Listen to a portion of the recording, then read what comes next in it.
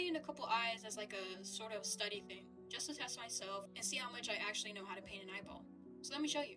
So you know how in science experiments or tests you usually have a control subject one you can fall back to, so that you can base the rest of the experiment on that subject? Yeah, well, that's basically what this one is. I painted this one completely from my own head. It was actually kind of interesting to see what things I fall back on and what steps I take to make an eye. Like when I do a painting, usually I start with a base layer, then move on to the dark accents to basically do a rough sketch and layout. See how here I started with eyelash, lines, and pupils/iris? I figured that when I started this study session that I would paint the complete area around the eyes, meaning the eyebrows, lids, and potential eye bags, just because I feel like that is more completed to me. But when I paint only in grayscale, hi, welcome to my channel, hope you're having a good time. Anyway, after I laid down the rough sketch, I moved on to refining and painting a bit more, like adding highlights and small details.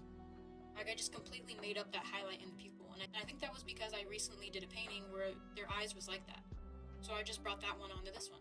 I can't really tell if it works or not, but moving on to the actual tough part that I learned while doing this painting, surprisingly enough, was the eyelashes for some reason. I just could not make them look right, and I think because of that, the whole painting looks really flat.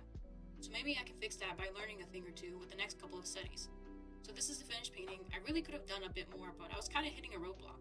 On to the next one. So with this one, I went into complete study mode. I wanted to capture as much from the reference as I could, to really understand the anatomy of the eye. Watching this back, I noticed something. Real eyes aren't usually that dark on the bottom lid compared to the top. Makes sense because bottom lashes usually aren't as thick. Also in the last one, I made the eyebrow too small. Eyebrows usually extend farther out and line up directly with the eye. But here I only extended it on the right side, not the left. One thing I focused on was how eyelashes actually grow out.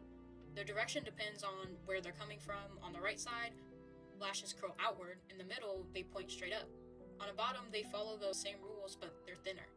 Besides the shading around the eye and inside the eyeball, I think the painting really takes shape once the lashes are added correctly. And funnily enough, without looking at this reference before the first one, I somehow used the same pupil lighting again. Okay, that's this eye done. Let's move on. Here's where I start experimenting. I'm pulling in references from other artists I admire and looking at how they paint and draw eyes. I want to see what they highlight the most, and what details they focus on. So the next eye is a bit of a weird one. This time the perspective is more of a side profile angle of the face, but the eye is still looking directly at the camera/viewer, which is a bit different than the last two. One other thing to highlight with this specific reference that turned out to be a challenge for me is something I didn't really think of while selecting this one, but I'm glad I did for two reasons. With the eye being this light blue color and how the eyelashes are also this light tan brown color, I'm so used to doing darker eyes because it fits with the grayscale aesthetic so well that I didn't even think that doing this type of eye would be such a different painting experience. I had to think about the values differently. I had to actually be a bit more detailed when it came to all of the different lighting and just the iris. I also had to think about how to make the eyelashes stand out and not let them get muddied or blend into the skin. And also try and implement the elements of how those three artists paint their eyes. So the way I approached this eye is I focused on the details that without them would make the overall painting not really work. So I tried to pay attention to the flow of the lines and shades in the iris, see what the dark accents actually are, and don't overdo it with the darker tones. One thing that I noticed while studying the reference is that yes, these eyelashes are black or dark brown, but they aren't necessarily a blondish color. They just reflect really well because they are a light brown color. So what I tried in the painting was lay down a mid-tone gray for the eyelashes, then add a lighter tone on top to accentuate that they're light eyelashes and they're able to reflect color, but they're not that dark. At least that's what I did for the top lid eyelashes. As for the bottom eyelashes, I realized that I could outline where each eyelash is with the same tone gray and then fill in the gaps with the lighter shade.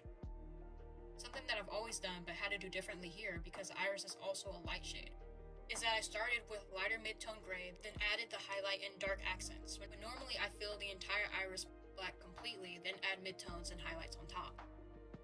Learning how to layer and what correct steps to make is a key thing I found when learning how to paint. It's all about building up the layers over time and not just throwing down brush strokes. And that is the finished eye. It turned out pretty well for my first time experimenting with this type of eye. I like to keep practicing them. Now on to the next and final eye. This one also had a pretty weird angle, but what I really liked about that and why I chose this reference is that I can see shapes and form that I can exaggerate to make a stylized eye. That's why I laid the base tone down, and for the first time in this session, I started out with a sketch with a pencil brush. More often than not lately, I just start with the painting with no preamble sketch and just fill in the base shades and sculpt out the features and build it up from there. However, this time, because I really wanted to have a really stylized sort of approach, I did a sketch before all of that. I liked the way the thick and long eyelashes looked while coming out of the eyelid. I liked how the shape of the iris looked from this angle. So when doing this painting, I really wanted to use everything that I learned while doing the other two eyes, by highlighting the form of the eyeball itself and how the skin folds around that. And most importantly, how I went about doing the eyelashes and really paying attention to where the eyelashes grow out and how long the lashes are. Because that is also a factor that I didn't talk about, and that depending on where the eyelashes grow doesn't just determine the direction but also how long they are. Like generally, the eyelashes are getting much shorter the closer they get towards the ridge of the nose. So taking all of those things into account, I followed the reference and this is how the final eye turned out. So this is a really fun learning opportunity. Of course, I'm going to keep doing studies and challenge myself with my art in the future. So here's the before and after of the first eye that I did and the last. Let me know what you think, and I hope you enjoyed the video. Goodbye for now.